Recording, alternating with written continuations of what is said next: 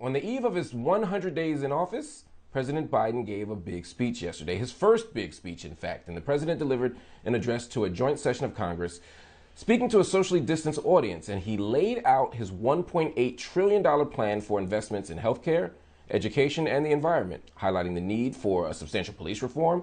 He called on the Congress to swiftly pass the George Floyd Justice and Policing Act.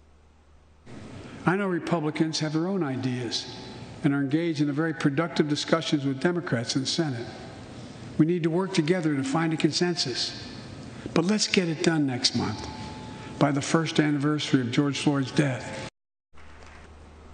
The president closed out his speech by asking for a new ban on assault weapons, immigration reform, and protection for the Dreamers, and finally, the passing of H.R. 1 and the John Lewis Voting Rights Acts, both of which would provide protection against voter suppression. To discuss this and all the takeaways from last night's address, joining me now is Briahna Joy Gray. She's the former press secretary for Bernie Sanders' presidential campaign. Briahna, welcome to the show. Let me get started right away. What was your biggest takeaway from last night's speech? Look, what we expect from Biden at this point is that he is going to be talking about the large scope of what he's managed to accomplish, and he should.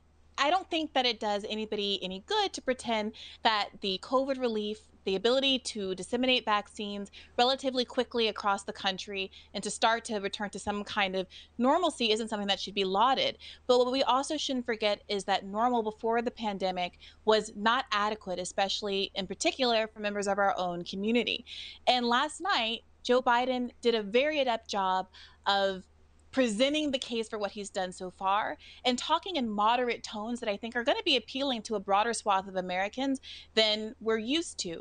But we shouldn't be lulled, I think, into a false sense that there isn't a lot more that he has promised that has yet to been fulfilled, from the $2,000 checks, which ended up being $1,400 checks, to a number of aspects of the COVID relief bill that will pan out at the end of the year and which are not permanent, canceling student debt, at least $10,000 of it, which is something that he promised to do during the primary campaign, and a number of other demands that voters expected that I think would materially benefit our community in particular a great deal.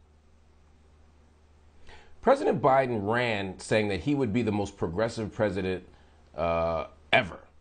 And 100 days in, there are some people who are saying he's LBJ, he's FDR, he has swept in these great reforms. People on the right are even complaining that he's too radical. And then there are people on your side of the aisle, my side of the aisle, who are saying, not enough. What is the problem here, that we're using Trump as the measure? Are we saying he ain't Trump, so he must be progressive?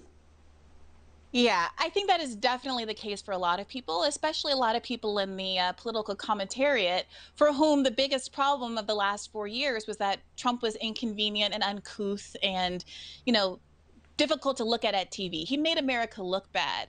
But for working people, the bulk of Americans, the problems ran a lot deeper than that. They preceded Trump and they exist long after them. So I think what those of us who really want substantive change in America should look at is whether or not the policies that Biden is enacting are permanent. A lot of the fights that happen between the center-left, moderate Democrats, what I would call even conservative Democrats, since they're to the right, the fight has been between what policies are permanent and what policies are temporary. And a lot of the permanent policies, like a $15 minimum wage hike, are exactly what got stripped out of the COVID bill, in which even moderate, again, conservative Democrats are trying to block from being put into place. And those are exactly the kinds of policies that I think would justify a comparison to FDR. But, family, Briahna, let me ask you a question. Benefits and stuff. Briahna, is this a sleight of hand? I mean, 2 days ago, the president is saying, I am raising the federal minimum wage for contract workers to $15 an hour. He's throwing his hands up in victory, and he's saying, look, this is a major step forward, which it is. But that can be conflated with a minimum wage for everybody. Just as one example, there are executive orders stopping the Muslim ban, or executive orders allowing trans people to re-enter the military or to not be banned from the military. But some of these things, to your point, seem somewhat short-term. Is this Biden doing what he can, or is he making something that's short-term actually look long-term as a kind of political strategy? No, and you're right. It's by design. It is a sleight of hand. Look, everything that he's talking about, he can stand at the podium and say confidently with his chest that we need HR1 and that we need a $15 minimum wage. But he knows that he does not have 60 votes in the Senate necessary to pass that legislation. So unless he abolishes the filibuster or reforms the filibuster so we have a talking filibuster, he knows that he can bluster and promise and at the end of the day blame the failure to pass these things on Republicans. Now, once he gets rid of the filibuster, then he would have to contend with some characters among Democrats.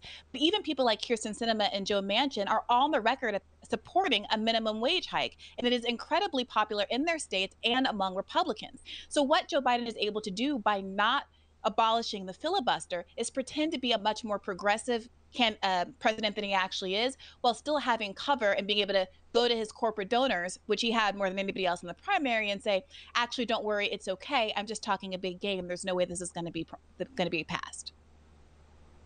One of the things Biden talked about was police reform.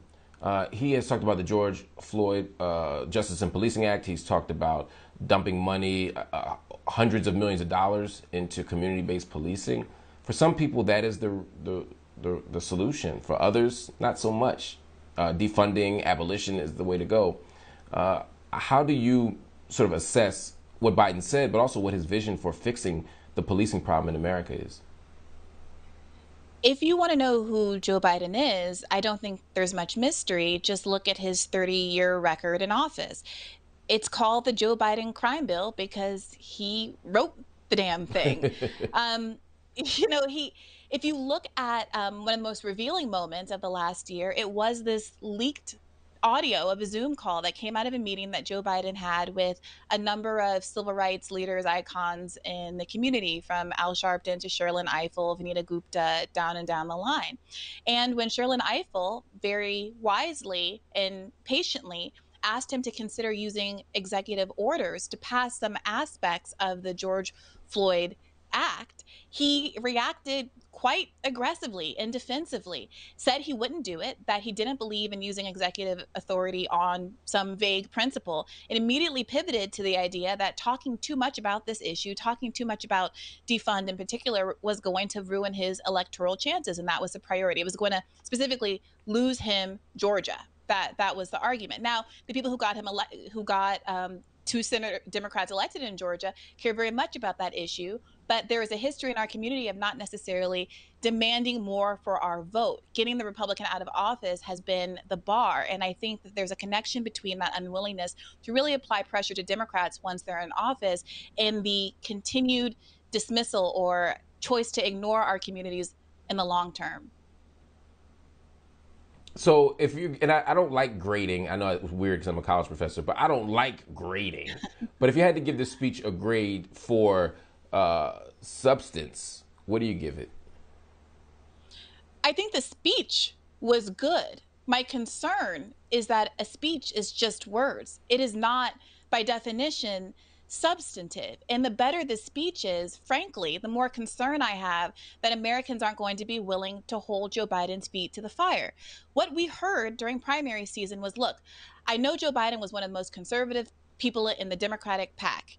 I know that a lot of people are disappointed, but we got to vote Biden in, we got to get rid of Trump, and then we'll hold him accountable. Then we'll make sure that he's a president that lives up to the moment we're in, a moment where 15 million Americans in the past year just lost their employer-based health insurance because we were the only developed nation that still ties your ability to get treatment for health care to your ability to keep a job. Not only that, but Joe Biden, who emphasized and promised a public option throughout the primary, immediately dropped that from this latest round of legislation. And again and again and again, these permanent, substantive, structural promises that he made during the primary are the first to go. And it's incumbent on us not to lose sight of that fact and to keep him accountable. Absolutely. Well, accountability is what we do here at Black News Tonight. So we will keep the president's feet to the fire, not just in terms of what he says he's going to do and fulfilling that, but also making him demanding that he do even more for us in the Black community and poor people everywhere. Briahna Joy Gray, always good to see you. Thank you for joining us.